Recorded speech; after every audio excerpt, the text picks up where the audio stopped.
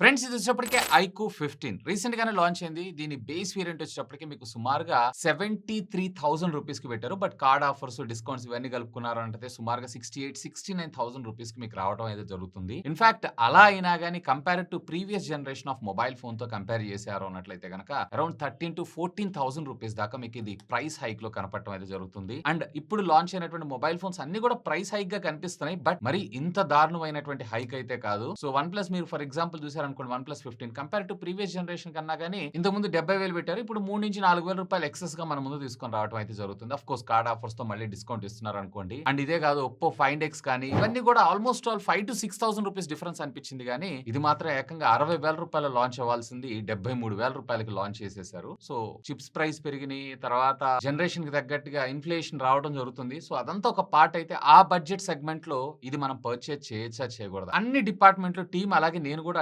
Detailed గా దీని అయితే టెస్ట్ చేసాము కంప్లీట్లీ 2 వీక్స్ నుంచి. దీంట్లో మీకు ఏ సెగ్మెంట్ లో ఇది బాగుంటుంది, ఏ సెగ్మెంట్ లో దీన్ని స్కిప్ చేయొచ్చు అనే దాని గురించి అసలు ఆ బడ్జెట్ సెగ్మెంట్ లో ఇది కొనొచ్చా కొనకూడదా అనేది డీటెయిల్డ్ గా ప్రోస్ అండ్ కాన్స్ లో మనం అయితే తెలుసుకుందాం. Hi this is Vasu again signing in. Welcome to my channel Vasu tech talks.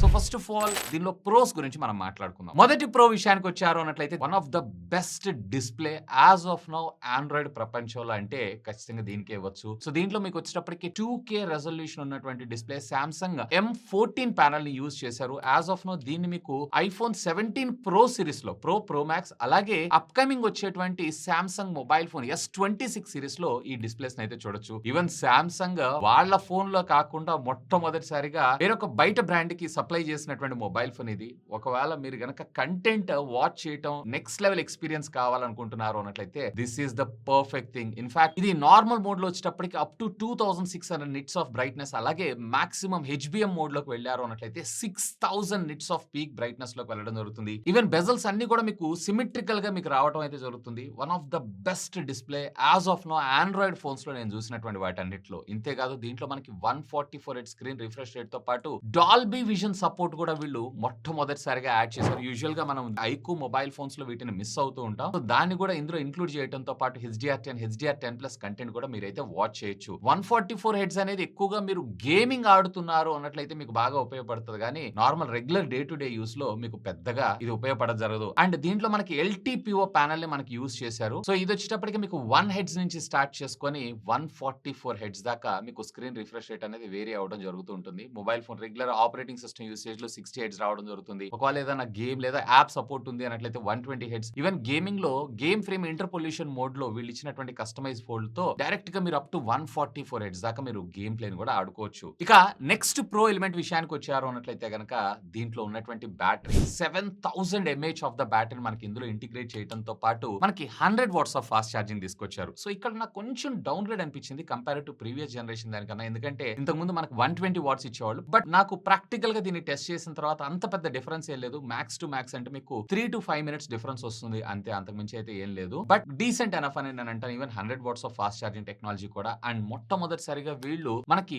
Wireless charging కూడా ఇందులో ఇంటిగ్రేట్ చేయడం జరిగింది. 40 watts of wireless charging and reverse wireless charging technology కూడా మనకి ఇది సపోర్ట్ చేయడం జరుగుతుంది. సో మోస్ట్లీ ఇది వచ్చేటప్పటికి 0 to 100% ఛార్జ్ అవ్వడానికి అప్రాక్సిమేట్లీ 45 to 47 మినిట్స్ టైం తీసుకుంటుంది. అండ్ ఒకవేళ మీరు గనక మోడరేట్ యూజర్ అయి ఉన్నట్లయితే గనక ఆరామ్సే మీకు 2 డేస్ బ్యాటరీ బ్యాకప్ రావడం జరుగుతుంది. ఒకవేళ లేదు మీరు పెద్ద హెవీ యూజర్ ఈవెన్ 5G తోటి మీరు గేమింగ్ అంత పర్ఫెక్ట్ గా ఆడుకున్నా గానీ 101% మీకు ఏ డే బ్యాటరీ బ్యాకప్ రావడం జరుగుతుంది. అండ్ ఇంతేకాదు బ్యాటరీలో మీకు రకరకాల మోడల్స్ ఉంటాయి. ఇక్కడ బ్యాటరీ సేవర్ మోడ్ అని, బ్యాలెన్స్డ్ మోడ్ అని, మాన్స్టర్ మోడ్ లో అని. అండ్ నేను మోస్ట్లీ మాన్స్టర్ మోడ్ లోనే యూజ్ చేశాను హెవీగా, ఎందుకంటే టెస్టింగ్ కోసం అని చెప్పి. ఆల్మోస్ట్ ఆల్ మీకు 8 to 9 hours off screen on time మీకు ఇదైతే రావడం జరుగుతుంది, which is very good. Almost all beast performance లో ఇంత మంచి బ్యాటరీ బ్యాకప్ అని అంటే గుడ్ టు గో. యూజువల్ గా మనకు పవర్ఫుల్ ఫోన్స్ అనగానే బ్యాటరీ దగ్గరే మనం కాంప్రమైజ్ అవుతూ ఉంటాం. బట్ దీంట్లో అది కూడా అవసరం లేదు. So you will enjoy this. ఇక నెక్స్ట్ దీంట్లో మరొక ప్రో ఎలిమెంట్ విషయానికి వచ్చారు అన్నట్లయితే కనుక haptic feedback one of the best అని చెప్తాను. యాజ్ ఆఫ్ నో ఆండ్రాయిడ్ లో నేను సామ్సంగ్ తరువాత ఆ kind of feel, haptic feel ఏదైతే ఉందో నేను దీంట్లోనే పొందానని చెప్పొచ్చు. ఆల్మోస్ట్ నాకు ఐఫోన్ వాడుతున్నటువంటి సిమిలర్ హ్యాప్టిక్ ఫీడ్బ్యాక్ ఏదైతే ఉందో దీనిలో రావడం జరుగుతుంది. ఇంకా ఒక రకంగా చెప్పాలన్నట్లయితే ఇంకా నాకు ఐఫోన్ కన్నా గానీ ఇది బెటర్ హ్యాప్టిక్ ఫీడ్బ్యాక్స్ ఇచ్చారని చెప్పొచ్చు. సో మీరు గేమ్ ఆడుతున్నప్పుడు మీ ఆ వైబ్రేషన్ ఫీల్ గానీ లేదంటే అన్నట్లయితే మీరు టైప్ చేస్తున్నా, టెక్స్ట్ చేస్తున్నా, లేదా మీరు బైక్ నడుపుతున్నప్పుడు వైబ్రేషన్ మోడ్‌లో ఉన్నప్పుడు మీ ఫోన్ మీకు అలర్ట్ చేయటం గాని, ఇలాంటి వాటన్నిటిలో కూడా 101% ఐయామ్ వెరీ సాటిస్ఫైడ్. ఇక మరొక ప్రో ఎలిమెంట్ విషయానికొచ్చారు అన్నట్లయితే ప్రీవియస్‌లీ అంతా బాగుండేది గానీ, మనకి ఆ ఆపరేటింగ్ సిస్టమే దగ్గరకొచ్చేటప్పటికి మనం కొంచెం వెనకడుగేసేవాళ్ళం ఫన్ టచ్ ఓఎస్ అని చెప్పి. So, basic budget handset smartphone వాడుతున్నటువంటి ఫీలే క్రియేట్ అయ్యేదే గానీ, ఎప్పుడూ కూడా మనకొక ప్రీమియం ఫ్లాగ్‌షిప్ మొబైల్ ఫోన్ వాడుతున్నటువంటి ఫీల్ అయితే క్రియేట్ అయ్యేది కాదు. డ్యూ టు కాజ్ ఆఫ్ ఆ ఆపరేటింగ్ సిస్టమ్ వల్లనే. బట్ ఈసారి మనకి ఆరిజిన్ ఓఎస్ 6 తోటి మనకు ఔట్ ఆఫ్ ద బాక్స్ మనకు రావడం జరిగింది. గ్లోబల్ డెబ్యూ కింద లాస్ట్ అక్టోబర్‌లో వీళ్ళైతే మనకు లాంచ్ చేయడం జరిగింది. చైనీస్ వాళ్ళతో కంపేర్ చేశారంటే స్టిల్ ఇంకా మన ఇండియాలో మరికొన్ని ఫీచర్స్ ఏవైతే ఉన్నాయో అడాప్ట్ చేసుకోవాల్సి ఉంది. ఇంకా కొంచెం బెటర్‌గా ట్యూన్ చేయొచ్చు. బట్ రాను ఆల్మోస్ట్ ఆల్ ఇప్పుడు ప్రస్తుతం నేను ఈ ఫోన్ లాంచ్ అయిన తర్వాత ఇప్పుడు third operating system OS update కూడా మనకు ప్రొవైడ్ చేశారు. రాను ఇంకా ఆప్టిమైజ్ అవుతూ ఉంది. బట్ ఇంకా కొంచెం బెటర్‌గా ఇంకా ఆ స్మూతర్ ఎక్స్‌పీరియన్స్‌ని క్రియేట్ చేస్తే ఇంకా బాగుంటుందని నా అభిప్రాయం. నాకు ఇది కొత్తగా ఏం అనిపించలేదు. కాకపోతే compared to previous generation of fun touch operating సిస్టమ్‌తో పోల్చారంటే చాలా హ్యూజ్ డిఫరెన్సెస్ అయితే కనిపిస్తూ ఉంటాయి. ఆ సెగ్మెంట్‌లో మనం కన్సిడర్ చేయొచ్చు గానీ ఆరిజిన్ ఆపరేటింగ్ సిస్టమ్ అప్డేట్స్‌లో మాత్రం వీళ్ళు కంపల్సరీగా ఇంకా బెటర్ స్మూత్ యూజర్ ఎక్స్‌పీరియన్స్ అయితే ఖచ్చితంగా క్రియేట్ చేయాలి. అండ్ ఇంతే కాదు దీంట్లో యాస్ ఆఫ్ నౌ ఆండ్రాయిడ్‌లో ఆ సామ్సంగ్ తర్వాత బెస్ట్ ఓఎస్ అప్గ్రేడ్స్ ఇచ్చేటువంటి స్మార్ట్ ఫోన్ కింద దీన్ని మనం కన్సిడర్ చేయొచ్చు. ఇది మేజర్ 5 ఆపరేటింగ్ సిస్టమ్ అప్డేట్స్. ఇప్పుడు Android 16 out of the box వచ్చింది. మనకి 17, 18, 19, 20, 21 దాకా మీకు ఓఎస్ అప్గ్రేడ్స్ ఏవైతే ఉన్నాయో మనకు రావడంతో పాటు సాఫ్ట్‌వేర్ సెక్యూరిటీ ప్యాచెస్ ఏవైతే ఉన్నాయో అప్రాక్సిమేట్లీ 7 ఇయర్స్ దాకా మీకు రావడం జరుగుతుంది. యాస్ ఆఫ్ నౌ మీకు జస్ట్ ఏ మంత్ లో 3 ఆపరేటింగ్ సిస్టమ్ అప్డేట్స్ అయితే వచ్చేసినాయి. సో ఇదే విధంగా వీళ్ళు ఓఎస్ మరింత పాలిష్డ్ వర్షన్ మన ముందు తీసుకొస్తే మాత్రం నిజంగా ఫెంటాస్టిక్. I'm okay. ఇది ప్రో కింద ఎందుకు కన్సిడర్ చేస్తున్నా అంటే ఫన్ టచ్ కన్నా గానీ నాకు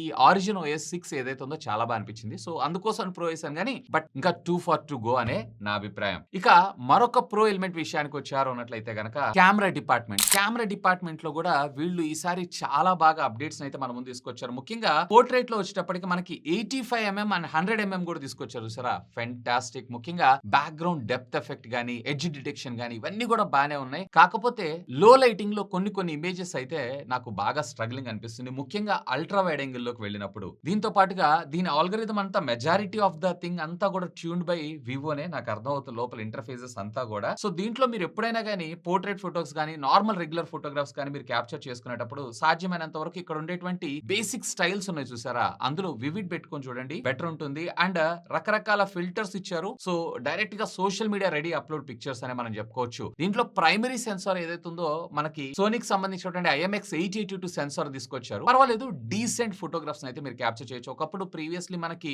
ఐక్యూ 13 దాకా కూడా వీళ్ళు కెమెరా డిపార్ట్మెంట్ మీద పెద్దగా ఫోకస్ అయితే చేయలేదు. బట్ యాజ్ ఆఫ్ నౌ అయితే మంచి ఫోకస్ చేస్తూ బెటర్ పిక్చర్స్ తెస్తున్నారు. బట్ నాట్ రియల్లీ ఇంకా కొంచెం ఇంప్రూవ్మెంట్ అయితే చేసుకోవాలి. మేబీ ఇవన్నీ కూడా వీళ్ళు నెక్స్ట్ వచ్చేటువంటి ఫ్యూచర్ ఓటా అప్డేట్ లో రిజాల్వ్ చేసేటువంటి అవకాశం ఉంది. కానీ compare to previous generation of iQOO 13 తో కంపేర్ చేశారు అన్నట్లయితే ఈసారి ఐక్యూ 15 లో మనకి బెటర్ కెమెరాస్ ని తీసుకొచ్చారని చెప్పుకోవచ్చు. అండ్ దీంట్లో మనకి ఈసారి టెలిఫోటో లెన్స్ కూడా IMX 921 సెన్సార్ తీసుకొచ్చారు. దీంట్లో కూడా మీకు ఆప్టికల్ ఇమేజ్ స్టెబిలైజేషన్ ఉంటుంది లో లైటింగ్ లో. అండ్ జూమ్ చేసి ఫోటోస్ ని క్యాప్చర్ చేసినప్పుడు పిక్చర్ క్యాప్చర్ చేసి ఏ ద్వారా దాన్ని ప్రాసెసింగ్ చేస్తున్నప్పుడు కూడా బెటర్ అనిపిస్తుంది. కానీ డైరెక్ట్ గా నేచురల్ గానే ఇది ప్రాసెస్ చేసేటువంటి వాటిల్లో ఇంకొంచెం బెటర్మెంట్ తీసుకొచ్చి ఉంటే ఇంకా బాగుండేదని నా అభిప్రాయం. And ultra wide angle camera గురించి దీంట్లో పెద్దగా నాకైతే అంత ఇంప్రూవ్మెంట్ ఏమి అనిపించలేదు. అల్ట్రా వైడ్ యాంగిల్ ఎక్స్పోజర్ ఇవన్నీ కూడా కొంచెం ఓవర్ అయితే అనిపించినాయి. సో దీనిలో వీళ్ళు వచ్చినప్పటికి ఓమ్ని విజన్ సెన్సార్ అయితే యూజ్ చేశారు. గుడ్. బట్ ఇంకా వీళ్ళు కెమెరా డిపార్ట్మెంట్ లో కూడా వర్క్ అయితే చేయాలి. ముఖ్యంగా సెల్ఫీ కెమెరాస్ లో కూడా ఎడ్జ్ డిటెక్షన్ ఏదైతే ఉందో ముఖ్యంగా పోర్ట్రేట్ ఫోటోగ్రాఫ్స్ క్యాప్చర్ చేసినప్పుడు ఎడ్జ్ డిటెక్షన్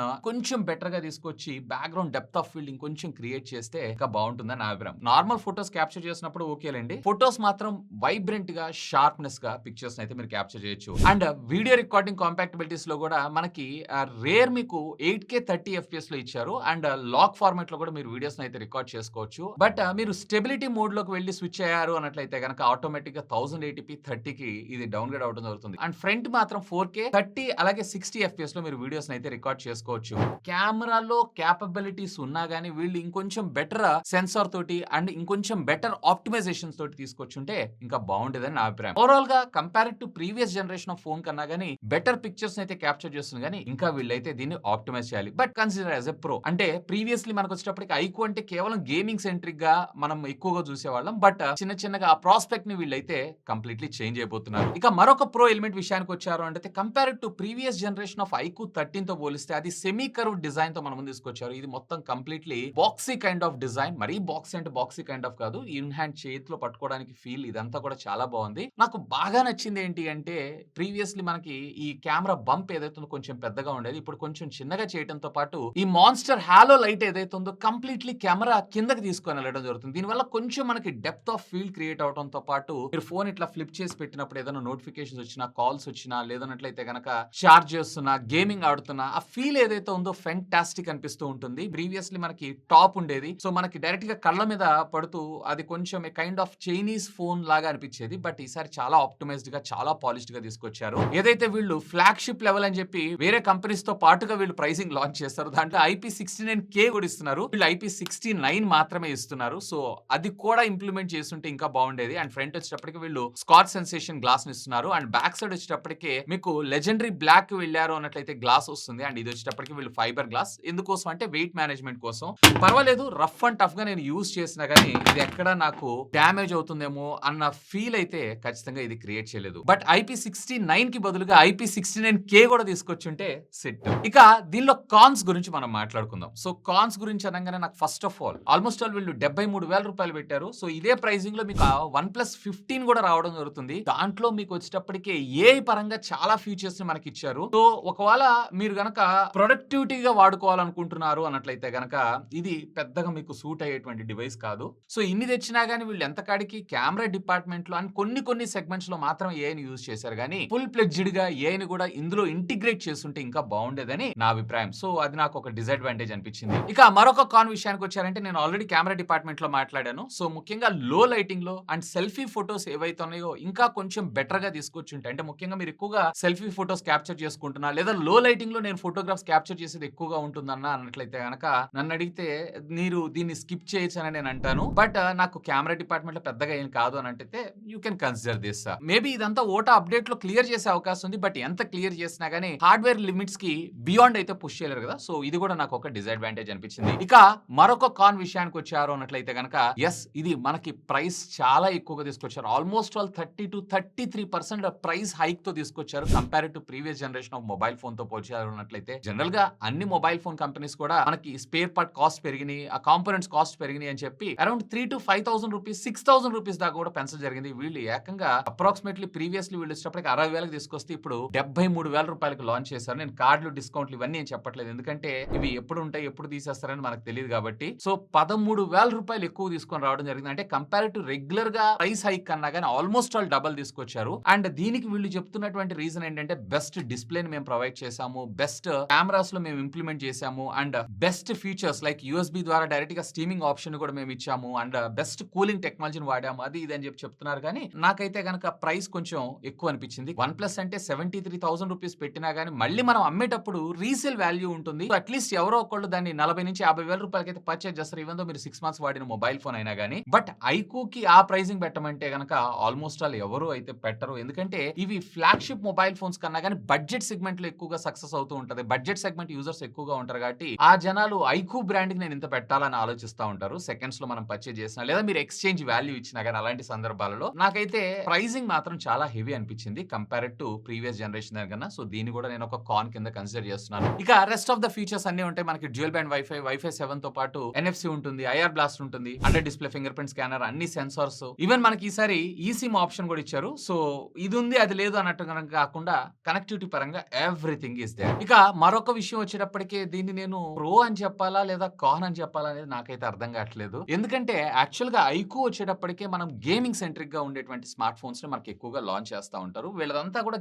గేమింగ్ ని దృష్టిలో పెట్టుకొని చేస్తుంటారు. బట్ నేను గేమింగ్ ఆడుతున్నప్పుడు నాకు దీనికన్నా కానీ OnePlus 15 ఏదైతే ఉందో ఫార్ బెటర్ అనిపించింది. అఫ్ కోర్స్ ఇందులో మీరు BGMI లో మీరు గేమ్ ఫ్రేమ్ ఇంటర్పోలేషన్ తో అప్ టు 144 FPS దాకా తీసుకొనొచ్చు, 140 FPS దాకా వెళ్ళొచ్చు, లేదా 120 FPS లో మీరు గేమ్ ఆడొచ్చు. గేమింగ్ ఆడుతున్నప్పుడు టెంపరేచర్ ఇవన్నీ కూడా constant. And of course processor గురించి కూడా నేను స్పెషల్ చెప్పాల్సిన అవసరం లేదు. One of the best processor. And వీళ్ళకి సంబంధించినటువంటి Q3 చిప్ కూడా ఇందులో మనకి ఇంటిగ్రేట్ చేశారు. సో ఆప్టిమైజేషన్ ఎలాంటి ఇబ్బంది లేదు అండ్ ఫీచర్స్ అన్ని ఇచ్చారు. సో నాకు అంటే రెగ్యులర్ గా గేమింగ్ ఆడుతున్నప్పుడు మీకు ఏ కైండ్ ఆఫ్ ఫీల్ వస్తుంటే ఒక ఫ్లాగ్షిప్ లెవెల్లో అదే లెవెల్ అనిపించింది. కానీ దాన్ని ఇంకొంచెం ఆప్టిమైజ్ గా ఇంప్రూవ్మెంట్ చేయడానికి అయితే వీళ్ళు పెద్దగా ఈసారి డిస్ప్లే, కెమెరా, అలాగే battery, rest of the things అన్నిటి మీద వీళ్ళు కాన్సన్ట్రేట్ చేశారు. కానీ గేమింగ్ సెంట్రిక్ గా పెద్దగా వీళ్ళు కాన్సన్ట్రేట్ చేయలేదు. అంటే చిప్ చేసేటువంటి మ్యాజిక్ ఏదైతే ఉందో అది చేస్తూనే ఉంది. బట్ బియాండ్ వీళ్ళు చేసేటువంటి ఇలాంటి పనుల్లో పెద్ద మార్పులైతే ఏం చేయలేదని నా అభిప్రాయం. మేబీ ఒకవేళ గేమింగ్ సెంట్రిక్‌గా చూస్తున్నారంటే యెస్ కొనుక్కోవచ్చు, పర్చేజ్ చేయొచ్చు. బట్ నన్నడిగితే గనక నాకు దీనికన్నా గాని ఒకవేళ గేమింగ్ సెంట్రిక్‌గా కూడా చూస్తున్నారు అన్నట్లయితే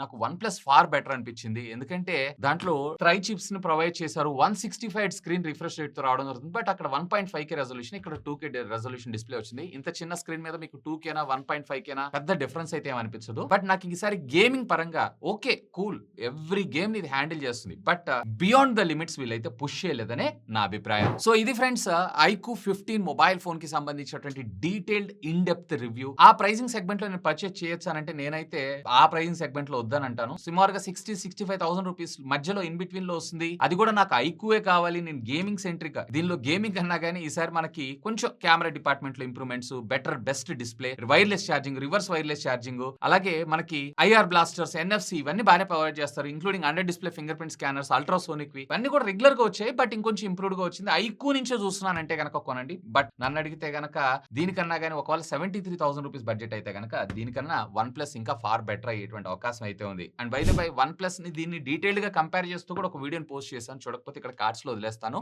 simply to have a look on that. ఇంకా దీని గురించి పూర్తి డీటెయిల్స్ కావాలంటే దీని అన్బాక్సింగ్ వీడియో కూడా నేను పోస్ట్ చేశాను. చూడకపోతే ఇక్కడ కార్డ్స్ లో వదిలేస్తాను. Simply to have a look on that. ఇంకా మీకు ఏమైనా డౌట్స్ ఉంటే లెట్ మీ నో. ఖచ్చితంగా కామెంట్ చేయండి. సాధ్యమైనంత వరకు వాటన్నిటికి కూడా రిప్లై ఇస్తాను. That's all for today. This is Vasu signing off. Have a great day.